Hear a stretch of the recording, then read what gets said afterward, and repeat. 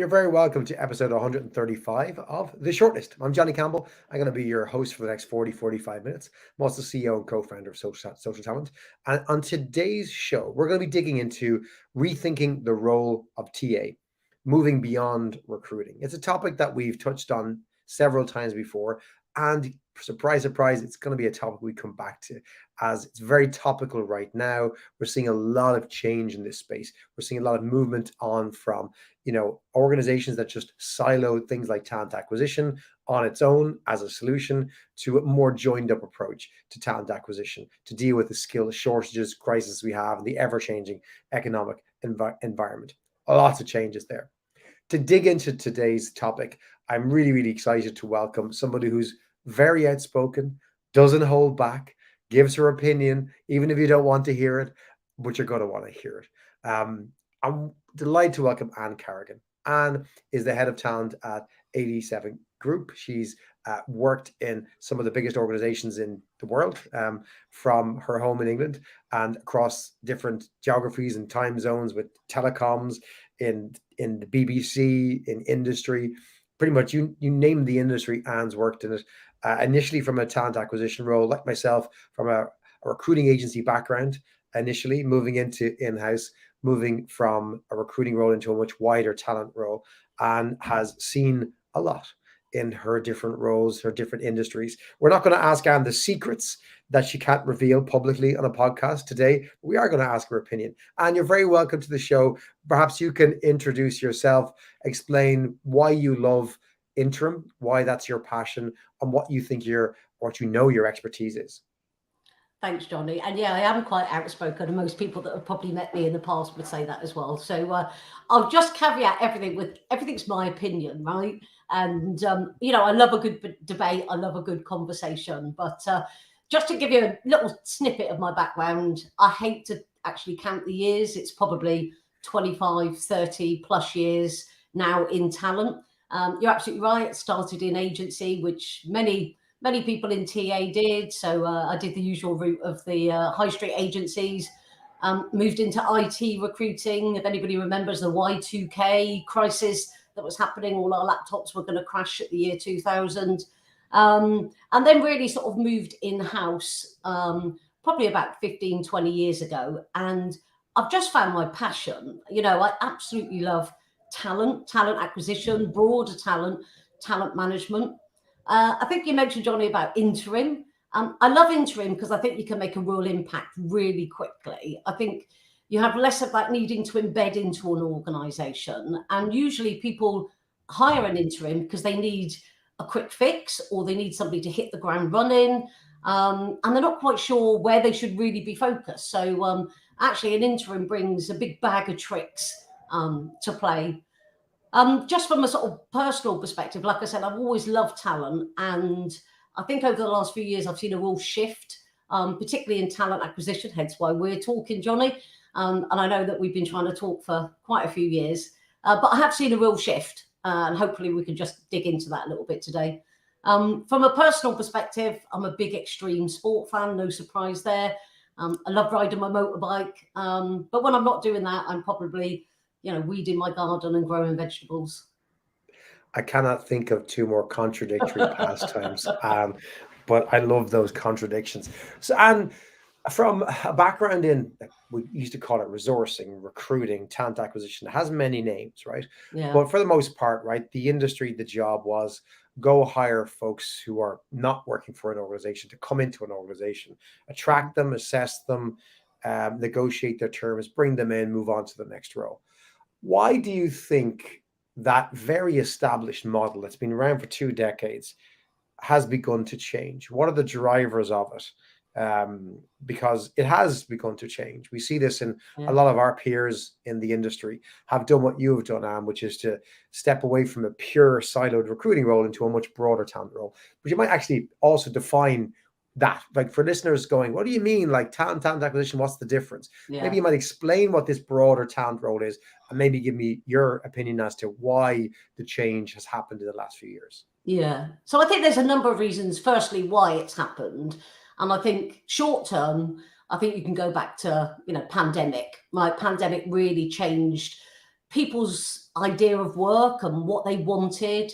We saw that massive, everybody was working remotely. And I also think it gave people a bit of an opportunity to stop and reflect on what they wanted in life, right? People wanted more of a work-life balance. Maybe they were going to take the opportunity to pursue a different career. It really gave people time to stop and reflect. I think more recently, you're seeing big economic changes, right? You're seeing people talk about a looming recession. And I think, you've seen it on LinkedIn, how many tech recruiters are suddenly out on the market. And I think the shift for me has come where in a buoyant market and when business is booming and people are in growth mode, talent acquisition on its own, which is what you said, the recruiting, the go-to-market, is critical.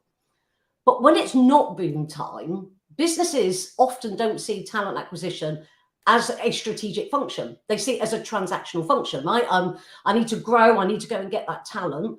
Boom time, you're a critical team. Boom time, when it's not boom time, suddenly you don't become that critical team. So when I talk broadly about talent, it's not just about the go-to-market strategy. It's about how do we retain the great talent we've already got in an organization? How do we connect what we're looking for? Because we're still maybe hiring, but just not at that volume anymore. How do we connect that with our internal talent and see, is there some growth opportunities for that internal talent? And actually, should we be looking at different types of talent streams? I think when the market's quite volatile and it was quite uncertain the way it is today, it's not always about, let's just get that job description, which is a list of things that Bob used to do before we left, right? And we'll go and find that. Actually, from a talent, point of view, I think we need to start helping educate our business around, well, how do you get that talent?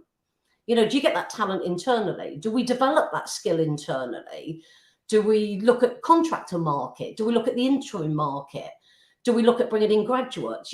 So actually it's less around taking that job intake and saying, oh, I'm going to rush to market, but it's having that broader conversation to say, well, where is that talent?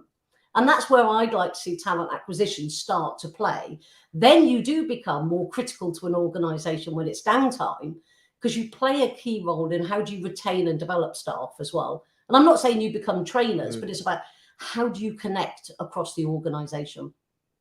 So 6-7 years ago, I first got introduced to this idea by a fantastic talent leader called Jen Carpenter, who was with Accenture at the time. She's now with IBM.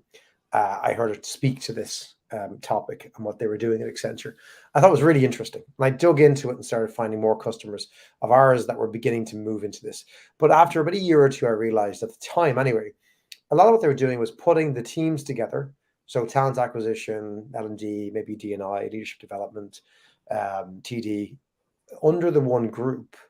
But they still technically were working in silos, right? They still there was a hiring plan. And I often talk about the hiring plan, which is the kind of thing that most organizations, large and small, use as an annual process. What's our growth? Where are we going with our strategy? What different roles will we need? A bit of a calculation, hopefully around attrition levels and so on and so forth. They come up with a plan. They're the kind of roles we need. They're the kind of numbers. And about 50% of that's correct. 50% of it's nonsense. The company never knows which half is nonsense. And they give that to the talent acquisition team and say, build a plan around acquiring that talent. So I'm assuming that's not how you do it in a joined up talent approach. So if not, what is the right approach and how easy is it to do that on scale in a big organization? Yeah. Well, I'll give you a really good example. A few years ago, I was working with a CEO and a big global organization. And, whether I'm leading a team or not, I'm often still very hands-on and I still recruit, particularly at the very senior end. I would still, actively recruit. And I remember getting a phone call from him one day to say, can you come and talk to me about this role I'm trying to fill? Now, he gave me 30 minutes. And, usually I'm like, oh, you want a bit more time than that to really dig under what it is you're looking for. But I went to the meeting, but 3 hours later, we were still having a conversation. And because that conversation broadened his thinking around, actually, do I want that role? So I get your point, which is around the recruiting element, but unless you can start to change the conversation. And what I did with that individual was really start to uncover, what was he trying to achieve in his organization? What was it he was trying to achieve? And actually, by the time we got to the end of that conversation, it was quite clear that there were some capability gaps, and hence why he was trying to hire. Now, what he hadn't had was a conversation with anybody about how do you plug those capability gaps. So it was an easy exercise for me, and I'm not saying that was me, but to bring in the relevant experience to help have those conversations around, well, actually, we're trying to plug some gaps here. We actually don't need to recruit. Now, as a recruiter, you're probably cutting your nose off to spite your face, because I'm saying, actually, you don't need to recruit. What you need to do is think about your organizational shape and the skills that you've got and what's missing. And then how, as a talent development function, we can support you to build those skills. And it was quite clear what came out of that was a whole OD piece of work, wasn't recruiting at all. Now, like I said, 3 hours later, we were still having that conversation, and nobody had had that conversation with him previously. What they had done was say, thank you, I'll take that job description, and here's a big list of things that you want, and I'll go to market. But that left about another 25 people in his team that were still short on capabilities. And that was completely siloed. So you're absolutely right. There's bringing a lot of teams together, but I think people talk about TA having a seat at the table. Actually, I think TA is sitting in the middle of the table, because they're the people that can start to have those conversations and draw in the other expertise from around the HR or people function. I have a couple of comments, a commented question to read out to you. Adi Sharma is listening and saying we need to start thinking of human sustainability as we are for all focusing on environmental sustainability. And I totally agree with that. In fact, it's the topic of our next show. But Jennifer Sullivan has a question for you. She says, curious, Anne, what questions you asked during that 3-hour conversation? Maybe a summary or theme to your approach. I think that would be really good insight to share with our audience. Yeah, I think the first thing is understanding what they were trying to achieve. So what's the sort of, it doesn't need to be the corporate vision, but it needs to be that business division's, strategy, their vision. What is it that they're trying to achieve? I think there's also a number of really easy steps that you can go through. Unless you understand that, regardless of whether you're going to market or you're looking internally, you're just taking a list of requirements. So really understand what it is that they're trying to do. Is it about growth? Is it about new markets? Is it about new skills? So it's asking some questions around what they're trying to achieve. I think the next bit is around the capability within the team. So why aren't we filling that role internally? And if it's a huge gap, why have we got that gap? Why are we not trying to develop the internal skills to be able to feed into that pipeline? I think the other thing is about, what is the team saying today? So there was a lot of questions around what makes somebody great, what makes somebody really successful in that team. That's not a list of requirements. A lot of that is around behavior. So what are you looking for? And can we help you develop those? So there was a lot of questions, but it absolutely started with vision, strategy, shape of the organization, what they were trying to achieve, where the gaps were, how we were going to plug those gaps. I've had similar conversations since where the right answer is we go to market. But we go to market at the same time that we then connect with our learning team or our talent development team to say, there's a gap here, right? There's a gap because we're going to have to keep going to market because they're 2 years or 3 years out from being ready to move into that role. So hopefully that sort of gives you a bit of an idea of the type of questions. Well, hopefully that's a good answer for Jennifer. And thanks for the great question.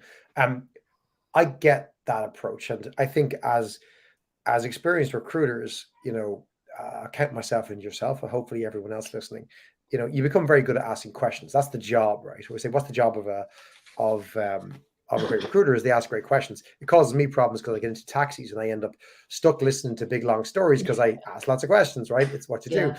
But how do you scale that though? Because you going into a conversation with a senior level executive and you're a senior person, you have seen that perspective. That's one thing. But what if there's 150 recruiters and you've got hundreds, if not thousands of hiring managers with thousands of roles? How do you scale that so that, because if everyone has that question and pushes like you pushed, but you're right to push, you end up maybe having a very different approach and you end up having a team that kind of can't do anything with that information. It's all very well to understand, here's how you'd solve it, you need skills. But if they're only tasked with recruiting, how do you connect the dots? So I think it's really interesting. So if you look at the broader, let's call it a HR function, people function, there's so many different elements of that function. And often one of the first things that I do when I go into an organization is spend time with the HR director or the HR business partner. And I'm always surprised how few have what I call a talent map. So have really mapped out the shape of the organization. And you're absolutely right, Johnny, going back to your point, what they say is here's a forecast of 50, 100 roles that we want to recruit this year. But what they've not done is connect that. And I think there's a really easy 4-step process, which is the old build, buy, borrow, and bounce, right? So are we building the team? And if we are building the team, how? How are we building that team, right? That's really simple. If we then say, well, actually, we're going to go and buy that skill, there's a really easy connection with talent development. That doesn't mean the recruiter has to do it. There's an easy connection with talent development to say, look, we need to build this skill in the organization. The long-term vision is that they want to have X amount of whatever, and we just don't have that capability. The other bit for me is, and I mentioned it earlier, is around the borrow, because often a hiring manager has a need at that point in time. That doesn't mean it's a long-term job role, right? It might mean, actually, I just need somebody to do this project for me. And that's around then connecting with your HR business partner to say, is there anybody that's looking for internal mobility? Is there anybody looking for a stretch role that might want to move into that opportunity?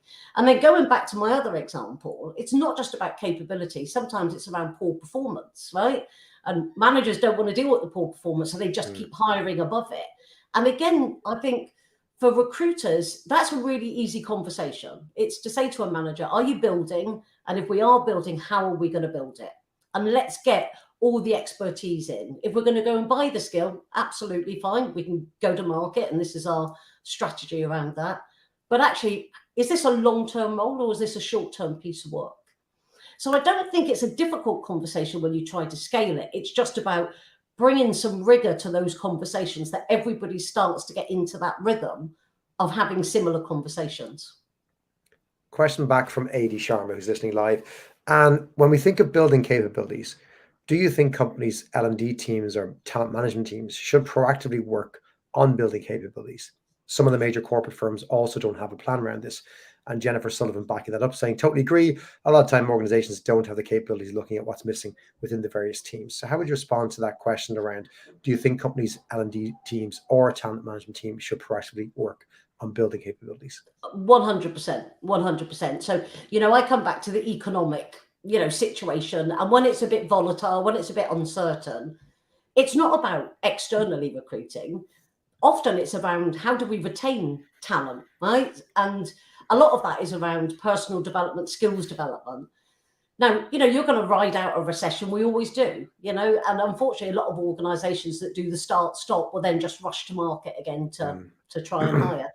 But actually, if you've got an L&D team or a talent development team that can spot the gaps a year out, 2 years out, 3 years out, and think about what interventions they need to put in place to support those gaps, regardless of whether there's a role at the end of it, you're going to retain your staff, right? Because you're investing time to develop those skills. It's really interesting. I've worked with an organization, big global organization, and I met with them a couple of months ago. And I heard a really frightening statement. And their L&D team tell TA they're not allowed to poach their staff. That's the same organization. The same organization is so siloed that the L&D team and the talent development team believe that TA are poaching staff when they look internally. And we've got to switch that on the head. Our best talent is already in our organization. We retain talent that's already in our organization, not by just leaving them, by developing them, giving them opportunities, giving them growth opportunities. So there's a fundamental role that L&D, TD, whatever you want to call it, have to play in this. But I think that's where TA and TD play really closely together. Because if you've got a talent development team that are developing people, whether it be technical skills or professional competencies, that don't match the conversations that TA are having around growth, there's such a massive disconnect. So they have to work really, really close together. We had asked, because we're a skills platform, right? We train and educate people, and people ask me about upcoming skills, where are the skills going in recruiting? And it's an obvious question. I tire of it because, when I look at the skills haven't changed that much in recruiting. It's about the fundamental structure of recruiting that I think is the opportunity. And an idea that we've been playing around with and talking to people about, and I'd love to get your opinion on it. I haven't Haven't teed you up in this, Anne. So No. God knows what answer I get. God knows what I'm going to say. I look at the HRBP model that's emerged over the last 2 decades, right? Where we've tried to devolve centralized HR back into the business, back into the leaders, but then given support with the HRBP so that the leaders can be more empowered to do their HR work, but we have someone who's an expert to try and support them. And I look at a role less of a talent acquisition advisor, which we've moved to this TA advisor role in the recruiting team. To me, it hasn't gone far enough. I see more of a role for a talent business partner. So not doing your HR policies and your performance management, your comp and bands, but who's not particularly skilled at just recruiting or talent development or L&D, but their job is to understand all of those elements, and they will be the person that goes into that meeting you mentioned with the CEO and go, I'm your talent business partner. Talk to me about your problem. And I am empowered to go to whatever colleague, which might be a development colleague, it might be L&D, it might be somebody in recruiting. Yeah. I'll be your conduit, but we'll work together on the solution, and then we'll figure out which part of the organization needs to help us. Do you agree that could be a thing? Have you seen it anywhere working? Why does it not exist more? If you agree, why doesn't it exist more than it does today? So I think it's really interesting. I think it's part of the challenge that you've seen in the market. So TA have always played a role, unfortunately, that sort of sat behind a business partner, which I've always found really quite odd. You know, the business partner, with the greatest of respect, have a role to do, but they are not the talent expert. And I 100% agree with you. I think the talent person is the critical person in an organization going forward. I think often HRBPs get sucked into operational stuff, right? So they're on a day-to-day basis, there's people problems that they have to deal with. I would love to see TA really elevate themselves to be talent advisors, or like you said, the talent business partners. Now, I've seen it operate in different guises in different organizations.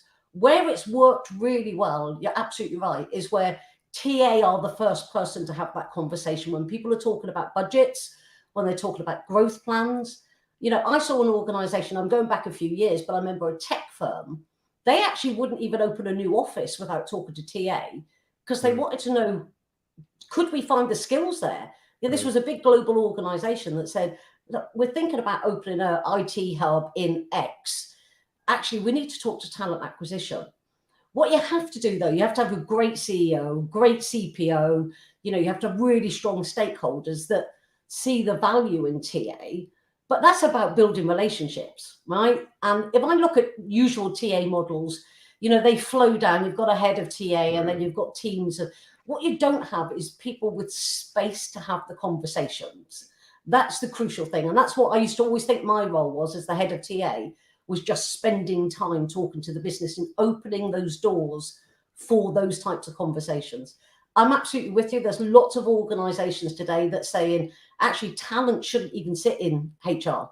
Talent is so crucial. You know, you look at it now, you know, we've gone through talent shortages, you know, people's way of working is different. We'll go through a recession, we'll come out of it, it'll be growth again. Actually, talent needs to sit directly into the CEO. My view is, and it's really, I find it really, you know, I think it's quite sad that there's not more talent people sitting on boards, because fundamentally that's the most important thing an organization has, right? There's talent.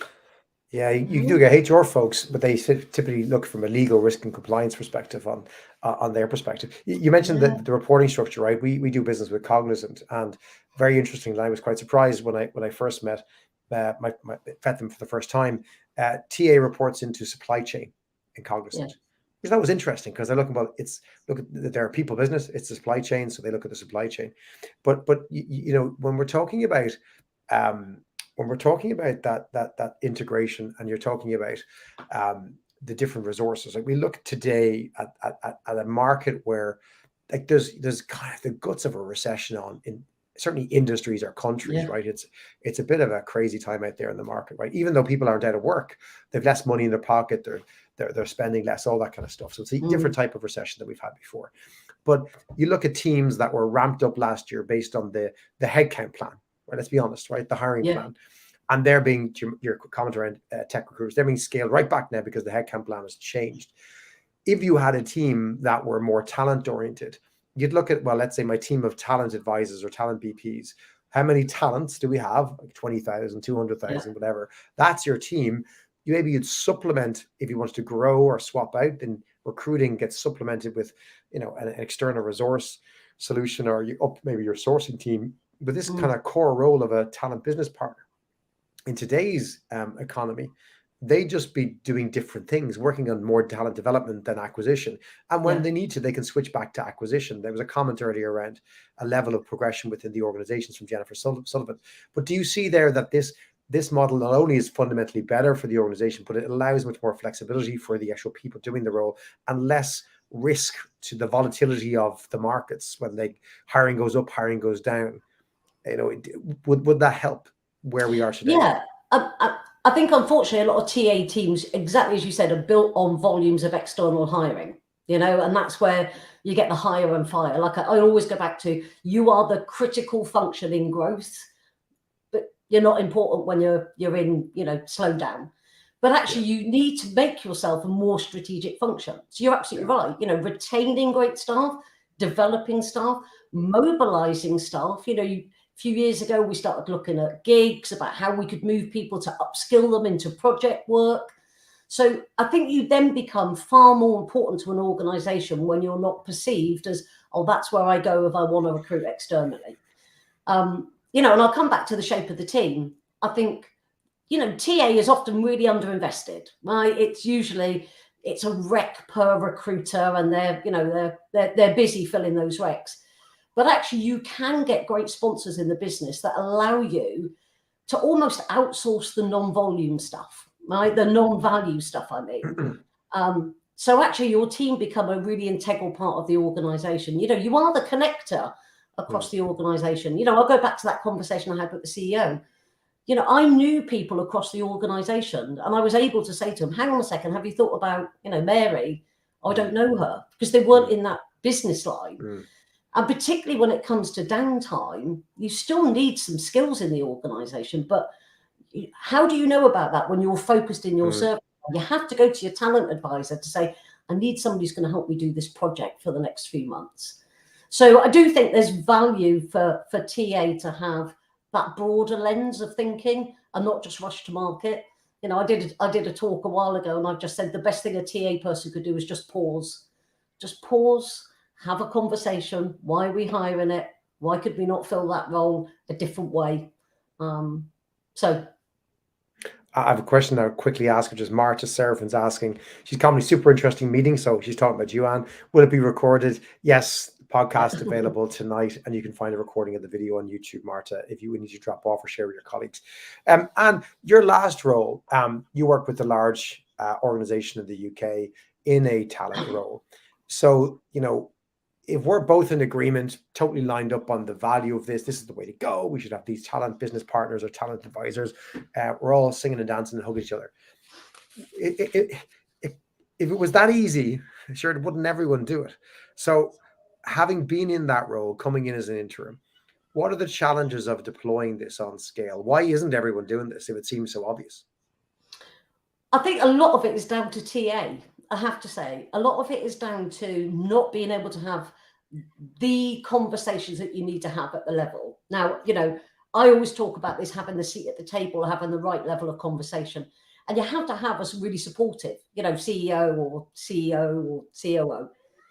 But it's not done in many organizations because it's become so siloed and nobody actually wants to trigger the change. So, I go back to that point that I made around, don't come poaching our staff. Well, hang on a second. You've got 20% walking out the door because they're not got an opportunity. So I think there's a couple of bits for me. If you go into an organization, it is about finding your sponsor, right? That might not be the top of the tree, right? But you've got to find some sponsors and start at some level. So I'll give you an idea. The last role that I worked with my talent development team to create what we call talent maps. Really simple, right? Let's just go into an individual business function or service line and map the talent. That's a lovely value add, right? We're not asking the business to give us anything. We're going to map that talent. And that's a number of things. That could be down to their performance ratings, or whether they're a flight risk, or there's somebody ready for, but we're going to map it out for that organization. Now you start doing that. That becomes a really valuable piece of work that obviously you need to keep it updated. it's really interesting when you start doing that for one area. There's almost that social proof that the other business lines want to know, okay, well, what are you doing for them that you're not doing for me? And it's almost that sort of trickle effect that you can make it happen. But TA has been operating the same way it's been operating for 20 years. You know, it needs a big change. I've seen some organizations get it, right? And they've started to make those changes where they bring all of those functions together. But I think we've got a long way to go. It's a really big challenge, you know, but it's down to the person spearheading it as well to really drive that value. Is there a challenge when it comes to budget allocation? Because often, you know, the strategy or the behaviors of an organization or a team are driven by where the budget goes. Like, how does it work when you want to try and be flexible so that you can have a person in an advisory role who might advise against, you know, acquiring talent and more towards developing talent? But that's probably a different budget. And again, if you are steering people away from one budget to another, then that budget, a holder may not get the budget next year. Like, how much does budget allocation, how much of a role does that play in steering the behaviors from the top down? I don't think budget is. I think the challenge that you've got is often when it comes to the recruiting budget, people have got a finite pot, you know, that they want. Now, it depends how the model's set up. Either TA pays for that out of a central budget, or it gets, you know, assigned back into a particular, you know, business unit. Actually, I don't think budget's got a big place to play when you're having that level of conversation, because you know, if I'm talking to a CEO and I can actually deploy talent that we've already got into the organization, that's a win-win, right? That's an easy gig for me to have that conversation. So I don't think budget comes into it so much. I think there's often the, oh, I've got 20 vacancies signed off, I must go and fill them. You know, it's in my budget, and if I don't spend my budget, I might not get it next year. But actually, it depends how. There's never a one size fits all with budget. You know, sometimes it's central, sometimes it's sitting in a particular business unit. I've never seen that as the big challenge. What I have seen is the more that you do internally, I think there's a worry that TA will lose their own budget and they'll have to go through some cost saving because, well, we don't need all these recruiters anymore because you're not going to market. But then the flip side of that is, well, just don't be a recruiter. Be more than just a recruiter. So when I talk to people about the challenges of implementing this, lots of things come up, and I'll list some of them to you. And I'm interested to get your opinion, Anne, on, are there essential building blocks that kind of you just have to have in place to make this work? And I'll share some of the challenges that maybe are these building blocks that have been shared with me. You look at skills, right? You talked about, you did talent maps. A lot of organizations are focused on trying to figure out, how do you map the skills in an organization, get a taxonomy, commonalities around the organization. What do we call a skill? Where do we house all that information? How do we maintain that, get that updated? You've got mobility challenges around rules that perhaps prohibit talent poaching, as it may be perceived, that require manager approval for talent to be moved on, that have restrictions on where we move people. You've got, you know, just awareness challenges of roles and opportunities. You've got a lack of systems to basically manage who's available for a stretch assignment, who has the skills for that, connecting those two things together. Like some of those do sound to me like genuine challenges. Like, are there fundamentals that you go, hang on a second, if you're going to do this, here's a couple of building blocks to get right, and the rest of it doesn't matter, you'll figure out. Like, what's your advice? Yeah, I think one of the really interesting things that I've seen probably over the last sort of 5 to 10 years is the lack of OD skill in organizations. So they don't know how to map that organization, or it's understanding, or what's the skill that we're looking for. Stop worrying about the job description for the moment. Now, I've worked in an organization that's done that really well, but it's a hard piece of work to literally go out across, and I think it was a 10,000 strong organization, and map the skill, not the job descriptions, not the job families, the skills. So actually there's a bit that's always missing for me, is around that understanding how to create, or how to, you know, design an organization. So that's a big stumbling block for me. You absolutely hit the nail on the head with internal mobility. And I've seen so many organizations that are almost bed blocking people.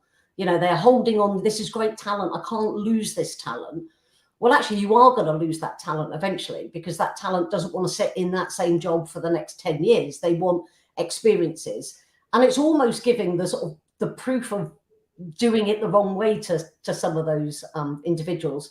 You know, I remember PH Creative, Google Day, having a great analogy that they played back to one of their clients, which actually a poor experience was actually hitting the bottom line, you know, by, you know, it was crazy. It was like 7 million that they were losing this client because actually they weren't developing their people and mobilizing their people. And that's a big blocker, right? It's about people saying, I'm keeping that talent. Unfortunately, that talent will eventually leave if you don't allow it to move. So there are some challenges, you're right. I don't think technology is a big issue. Fundamentally, you're just moving somebody. If you've got a good talent map, you know where you can move people. And if you're having those really good conversations with your stakeholders, actually, it's the HR process to be able to mobilize and move somebody because they're staying in the organization, right? You might have slightly different changes to terms or bonus, but that's just an operational piece. It's more about facilitating that conversation to start mobilizing talent. So if you're in a TA function and your TA function is siloed today, and you're listening to this interview and you're hearing your advice, Anne, you're thinking, I 100% agree with Anne, this is the way forward.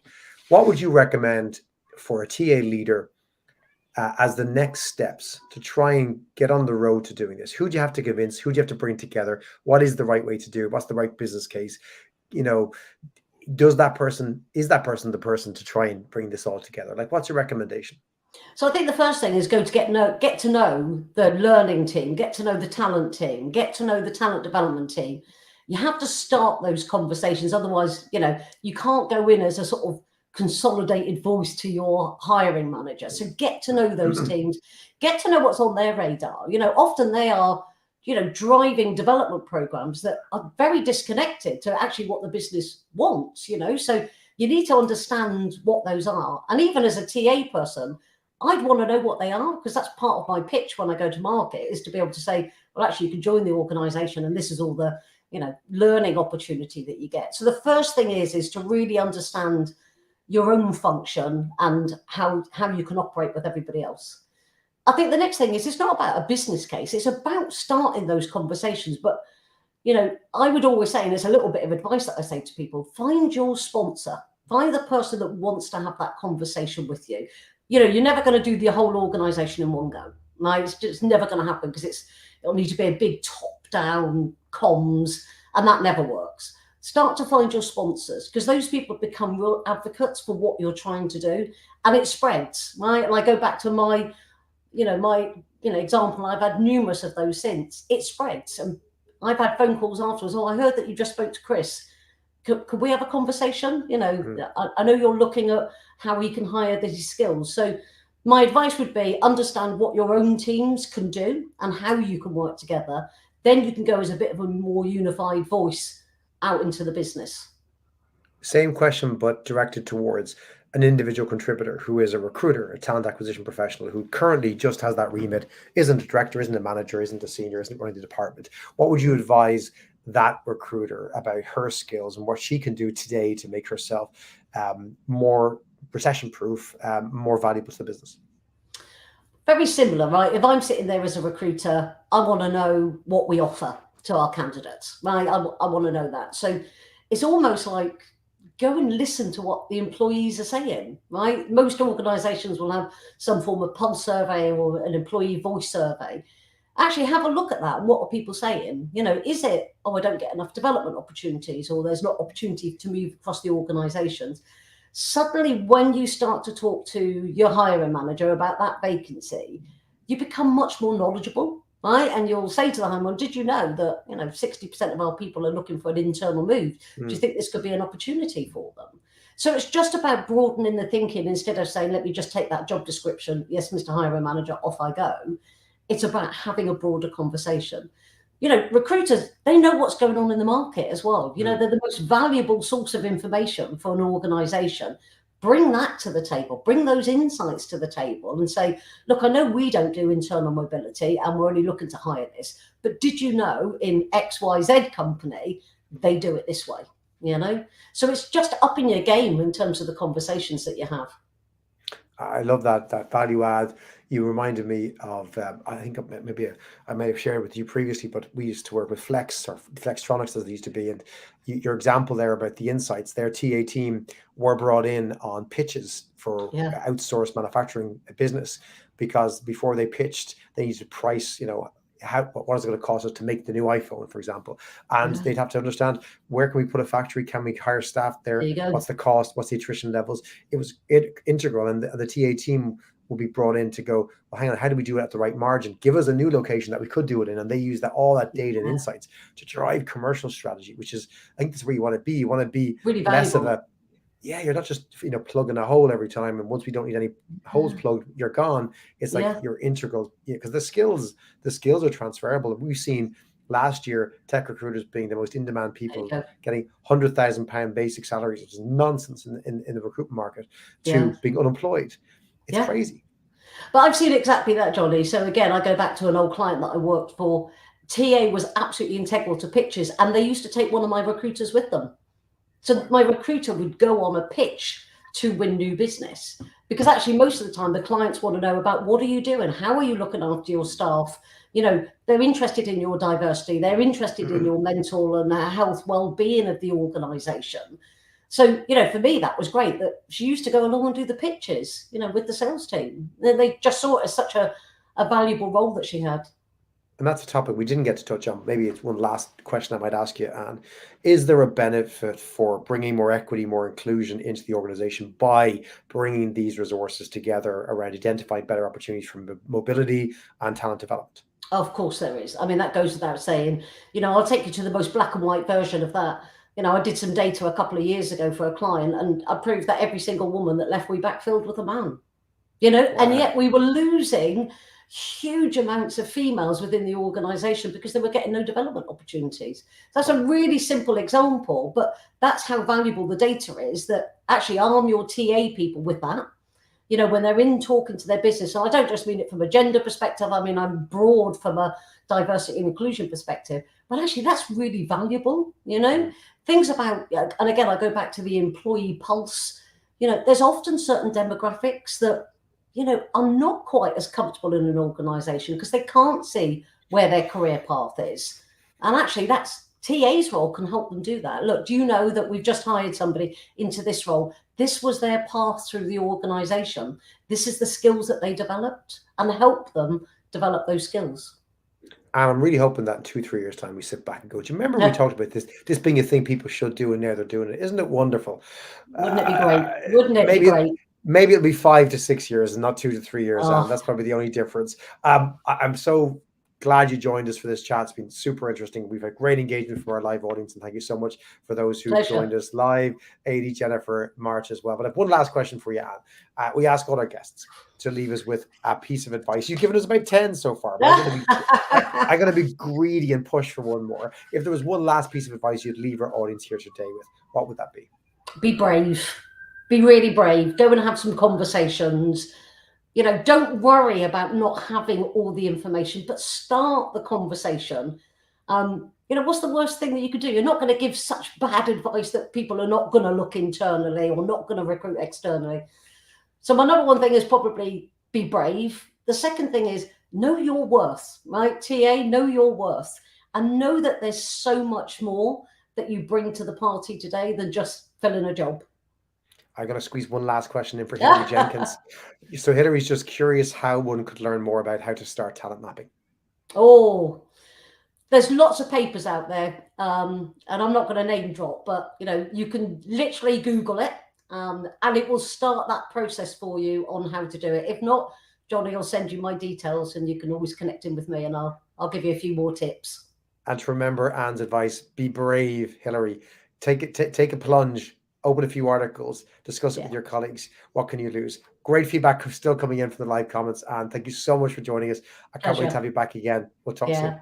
All right, brilliant. Thanks.